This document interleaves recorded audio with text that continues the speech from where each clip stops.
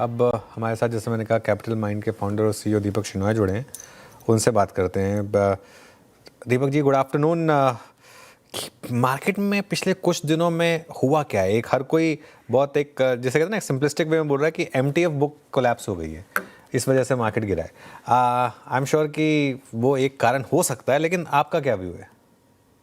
अभी तो अनुज जी, I think वो एक डेटा पॉइंट था कि वो 1,13,000 या कुछ इस तरह से एमटीएफ बुक की जो बिल्डअप हुई है वो उसकी वजह से अगर स्टॉक्स गिरते भी हैं थोड़े से, तो उनकी अनवाइंडिंग की वजह से और स्टॉक्स गिर जाते हैं और एमटीएफ भी थोड़ा सा कोलैप्स हो जाता है।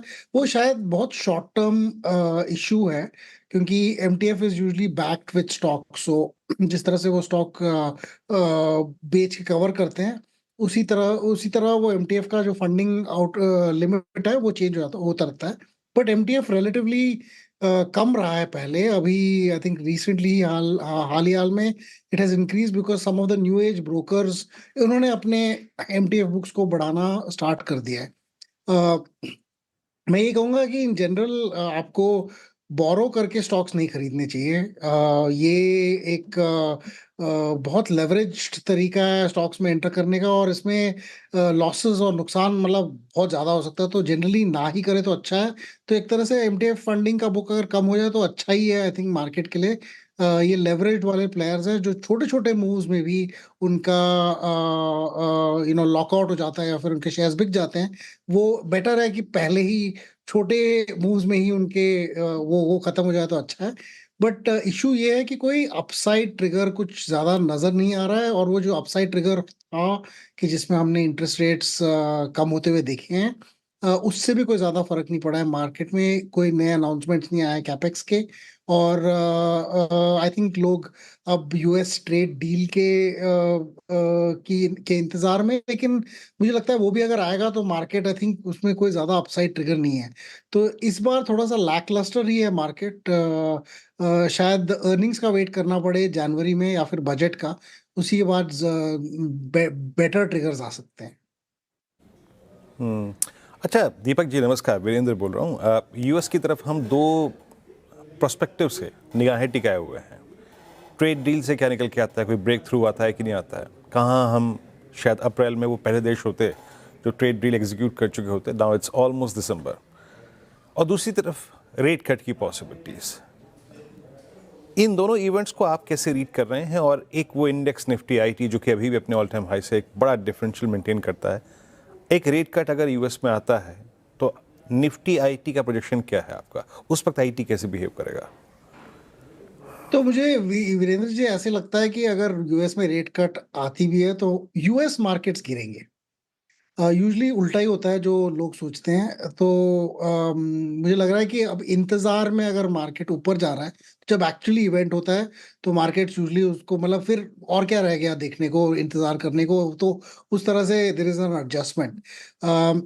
उस हिसाब से मुझे लग रहा है कि इंडियन आईटी में कोई ज्यादा वैसे फर्क तो नहीं पड़ेगा, क्योंकि इंडियन आईटी की जो मेजर रेवेन्यू जो अगर आप देखें इंटरेस्ट रेट, अगर एक्सचेंज रेट में अगर डिफरेंशियल है, तो यूजुअली कॉन्ट्रैक्ट्स में स्पेसिफाइड होता है कि अगर एक्सचेंज रेट एक तरफा चेंज हुआ तो उसका बेनिफिट दोनों पार्टीज को मिलेगा। ये बड़े बड़े कॉन्ट्रैक्ट्स में, आईटी कॉन्ट्रैक्ट्स में लिखा जाता है। तो उससे ज्यादा बेनिफिट किसी को, ₹1 ₹91 भी अगर हो गया तो ज्यादा इम्पैक्ट आईटी कंपनीज को नहीं आएगा। लेकिन मुझे लगता है क्रेडिट कार्ड अगर यूएस में होता है तो नेक्स्ट ईयर के जो बजट्स हैं, जो जैन फेब अप्रैल में आएंगी, जैन फेब मार्च में आएंगी, वो उस बजट्स में शायद उनका जो आउटसोर्सिंग या फिर कोई कॉन्ट्रैक्टिंग बजट्स होंगे वो थोड़े से इंक्रीज होंगे। ये मुझे आई थिंक होपफुली ही लगता है, क्योंकि मुझे अभी ऐसा कोई नजर नहीं आ रहा है कि ज्यादा इंक्रीज स्पेंडिंग हो रही है अमेरिका में। लेकिन उसकी वजह से अगर वो हुआ तो डाउनस्ट्रीम इम्पैक्ट आईटी कंपनीज को आ सकता है। लेकिन आईटी कंपनीज ने काफी अच्छा परफॉर्म किया लास्ट 1 मंथ में। हालांकि वे H1B का जो इशू है या फिर वीजास के जो और या सब कॉन्ट्रैक्टिंग का जो बैकलैश आया था यूएस में, वो अभी भी जारी है। तो इस बैकड्रॉप में अगर आप देखें तो आईटी कंपनी से काफी डिसेंटली परफॉर्म किया लास्ट मंथ में। मुझे लगता है कि शायद काफी गिर चुके हैं इन दैट सेंस, तो शायद उस बेस पे थोड़ा सा मतलब अपना बेस बना रही हैं, और जैसे अच्छा ट्रिगर आता है फिर उनमें भी ग्रोथ आएगी। बट अभी अर्ली डेज है, अभी सिर्फ स्पेकुलेशन के डेज है कि शायद ये हो सकता है, शायद ही नहीं। आई थिंक अनाउंसमेंट्स के बाद ही पता चलेगा कि किस तरह से उनका रुख या हमारा रुख उनकी तरफ किस तरह से चेंज होगा। ओके, तो थोड़ा अभी वेट है फिलहाल। आईटी पर ये व्यू हो गया दीपक जी आपका, लेकिन कल हम बात कर रहे थे ईएमएस स्पेस को लेकर और पूजा पाठ की हमने चर्चा की थी। आज लगता है वो शायद काम करती हुई नजर आई है। केन्स टेक देखिए काफ़ी हालिया गिरावट के बाद आज चढ़ता हुआ, पीछे इलेक्ट्रोप्लास्ट भी चढ़ गया।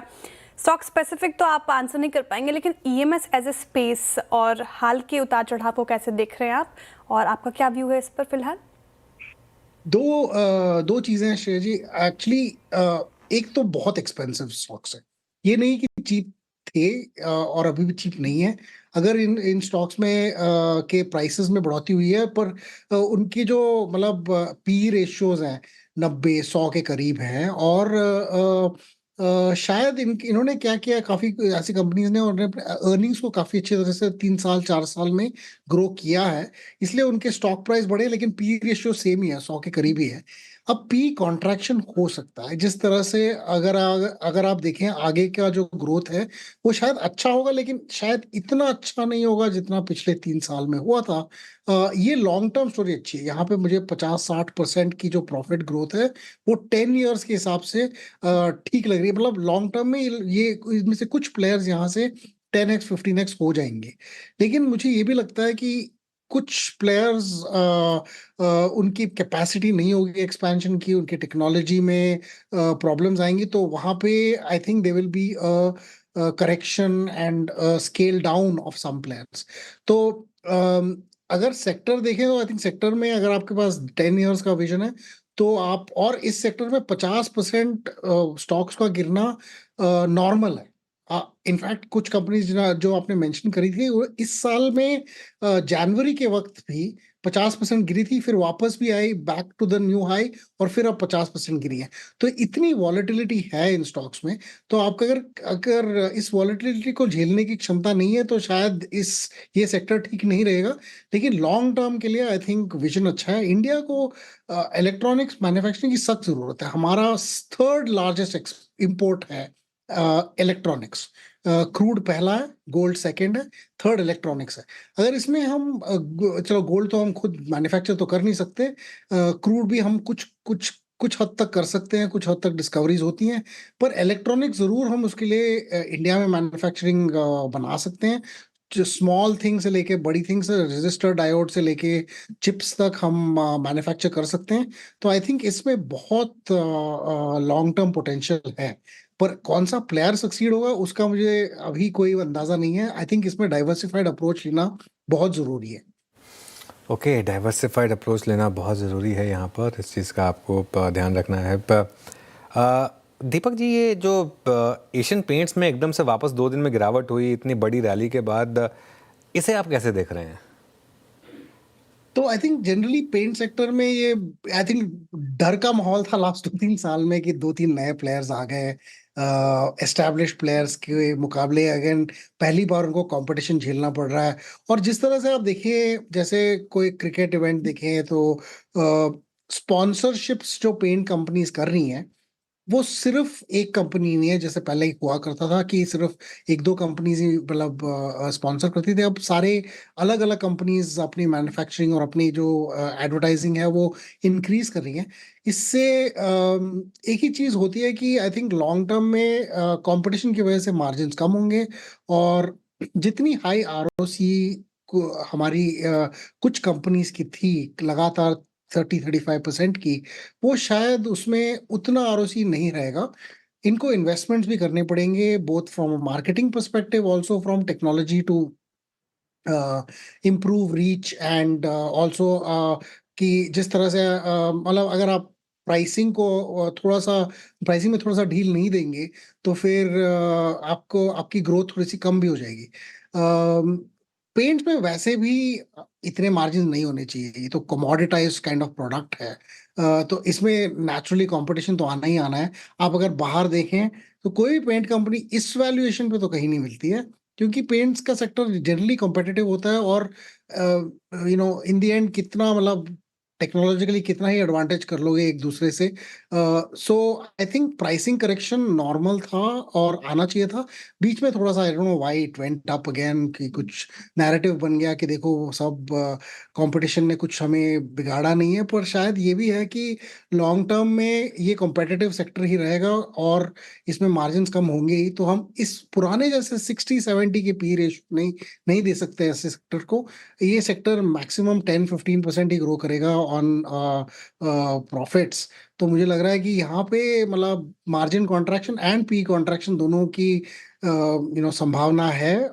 शायद इसलिए लॉन्ग टर्म में मुझे प्राइसेस थोड़े से मॉडरेट होने में लगती हैं। अब करंटली क्यों 2 दिन में हुआ उसका तो मैं कोई अंदाजा नहीं लगाता। आप मुझे सिक्का दे दीजिए, हेड्स आया तो ये, टेल्स आया तो वो तो मैं बोल ही सकता हूँ। पर मुझे मुझे I don't think I am going to be very right. अच्छा दीपक जी, ये लिकर स्पेस में आपके पास कुछ है क्या? वैसे लड़खड़ाना लाजमी होता है इनके साथ, लेकिन ये सबसे स्टेबल है। Look at Radico at all time high, Tilak Nagar industries at all time high, USL, I mean no retracement whatsoever. आपका व्यू क्या है इस पे? तो आई थिंक एक तो हमारे कुछ स्टॉक्स इसमें हैं हमारे पास, तो हाँ थोड़े से बायस्ड है हम इसमें। बट इसमें ये एक चीज़ है कि इंडिया का जो प्रोफाइल है, जो ये जो कंपनीज जिसके बारे में बात कर रहे थे, other than United Spirits, a lot of these companies were low not premium brands. इन्होंने अपने ब्रांड्स को प्रीमियम बना दिया है कि नए मार्केटिंग की वजह से और नए प्रोडक्ट्स की वजह से। और इस इम्प्रूवमेंट की वजह से आई थिंक इनकी जो सेल्स हैं उनका प्रोफाइल चेंज हो गया है, प्रीमियमाइज हो गए हैं इसमें। और दूसरी बात की इंटरनेशनली भी थोड़ा सा क्लेम आने लग गया। इंडियन अल्कोहल ब्रांड्स अभी फीचर करती हैं top alcohol, top single malts या टॉप जिन्स वगैरह में। तो इसमें जो थोड़े से लिस्टेड ब्रांड्स हैं, आई थिंक उसमें वो आई थिंक इम्प्रूवमेंट इसलिए आई है और इंटरेस्ट भी इसलिए आया है कि यहाँ पे स्केल यहाँ से कई गुना ज्यादा हो सकता है। India generally low end alcohols में ज्यादा प्रेजेंस था हमारा, even for some of the larger companies. लेकिन अब थोड़े से प्रीमियमाइजेशन की वजह से और इस प्रीमियम में जो इंक्रीज मार्जिन है उसकी वजह से इनकी आरओईज बहुत कम हुआ करती थी, 3-4% हुआ करती थी। अब उनके आरओईज 18-19% की तरफ आ रही हैं। तो आई थिंक उस वजह से भी थोड़ा सा मार्केट में आई थिंक इन्वेस्टर इंटरेस्ट भी बढ़ गया है। बट मुझे ये लगता है मेन चीज होगी ग्रोथ। यहाँ पे अगर ग्रोथ रुक गई तो इनमें प्रॉब्लम है, पर अभी ग्रोथ है, इसलिए आई थिंक इन्वेस्टर इंटरेस्ट भी जगा हुआ है और हम भी इंटरेस्टेड हैं। तो ऐसे नहीं बोलूंगा कि हम बिल्कुल अनबायस्ड हैं इसमें। मुझे लग रहा है कि लॉन्ग टर्म में प्रीमियमाइजेशन का इनका बहुत बेनिफिट आएगा इस सेक्टर में। ओके, मीनवाइल इंडिगो के सीईओ का बड़ा स्टेटमेंट आ रहा है। वो अभी उन्होंने एक स्टेटमेंट भेजा है कि इंडिगो के सारे ऑपरेशंस नॉर्मलाइज हो गए हैं। जी हाँ, और ये एक बहुत बड़ा राहत की खबर मानी जाएगी श्रेया और वीरू। और वीरू आप भी रिलैक्स कर सकते हैं क्योंकि आपको आना है फ्राइडे को, और आशीष भी रिलैक्स कर सकते हैं, उनकी कल की फ़्लाइट है। लेकिन एक अच्छी चीज़ ये है कि ऑपरेशंस बहाल कर दिए गए हैं। और यहाँ पे थोड़ा सा इंडिगो को पॉजिटिव पॉइंट्स देने होंगे कि आपने इतनी जल्दी मामले को पूरा बहाल कर दिया। तो व्हेन इट्स गुड। और ये जो इनके सीईओ इन्होंने बयान दिया है यहाँ पर कि ऑपरेशंस जो हैं वो नॉर्मलाइज हो गए हैं। पीटर एल्बस का बयान है ये। मैं चाहूँगा कि उस बयान को हम डाउनलोड करें और उसको प्ले भी करें, क्योंकि वो उन्होंने उनकी वेबसाइट पर भी है वो, और ट्विटर पर भी डाला गया है, सारे सोशल मीडिया प्लेटफॉर्म्स पर भी है। और अच्छी खासी रिकवरी अब इस समय स्टॉक में हो रही है। और जैसा आज सुबह हम डिस्कस भी कर रहे थे कि इस लेवल पर आकर अब आप इंडिगो को शॉर्ट नहीं कर सकते। यहाँ पर कोई ना कोई फंड भी आकर जिन लेवल पर ये आ गया है, एक बार के लिए शायद थोड़ी सी बाइंग भी करें। हालांकि अभी भी ऐसा नहीं है कि कंपनी की दिक्कतें पूरी बस ख़त्म हो गई हैं और यहाँ से ये स्टॉक बस अब वन वे वापस ऑल टाइम हाई पर जाएगा, वो नहीं होगा। लेकिन कम से कम एक relief sort of play out हो रहा है। दीपक जी, आपका क्या व्यू होगा इस पूरे मामले पर, इंडिगो पर?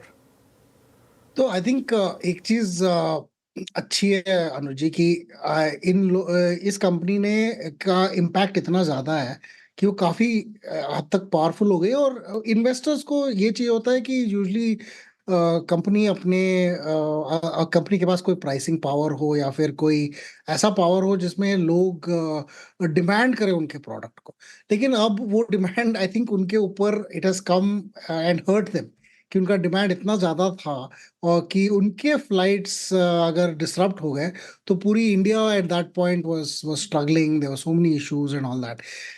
इसका लॉन्ग टर्म इम्पैक्ट भी होगा, क्योंकि आई थिंक रेगुलेटर्स भी जान गए हैं कि देखिए इस तरह से अगर एक कंपनी इतना इतनी पावरफुल हो जाती है तो शायद इंडस्ट्री के लिए ठीक नहीं है। एक तो या तो हमें दूसरे प्लेयर्स को एनकरेज करना चाहिए, या फिर इस प्लेयर के जितने सेक्टर्स हैं, हमने जितने इनको लुक्रेटिव सेक्टर्स दिए हैं उसको थोड़ा सा कम करना चाहिए, ताकि एटलीस्ट कॉमन सेक्टर्स पे और फ्लाइट्स आ सके, दूसरे प्लेयर्स पार्टिसिपेट कर सकें।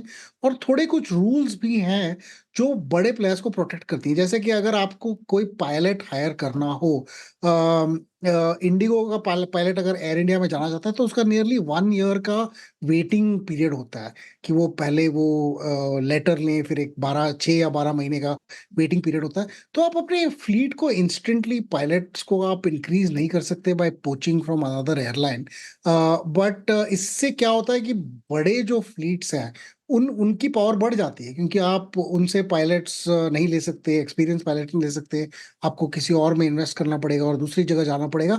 तो ऐसी जो रूल्स हैं वो शायद वो थोड़ी सी कम हो जाएंगी, और इसकी वजह से जो डोमिनेंट प्लेयर है उसका पावर कम हो जाएगा। तो ये हमें देखना ही पड़ेगा। और याद है आपको, अगर जिस टाइम पे Indigo was not the biggest airline, या फिर उनका मार्केट शेयर बहुत कम था, इससे ये नहीं था कि हमेशा प्रॉफिट्स ही कमाते थे, कई बार ऐसा था कि बहुत सारे लॉसेस भी आते थे ऐसे शेयर्स में।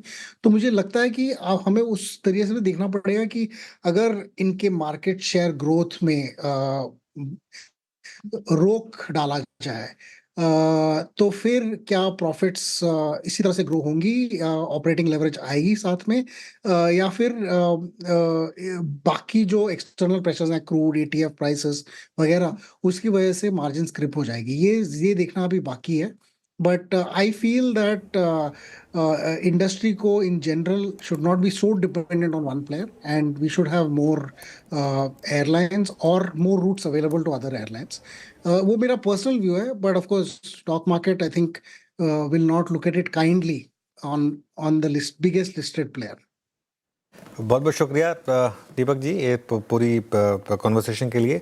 एक बार वो बाइट सुन लेते हैं।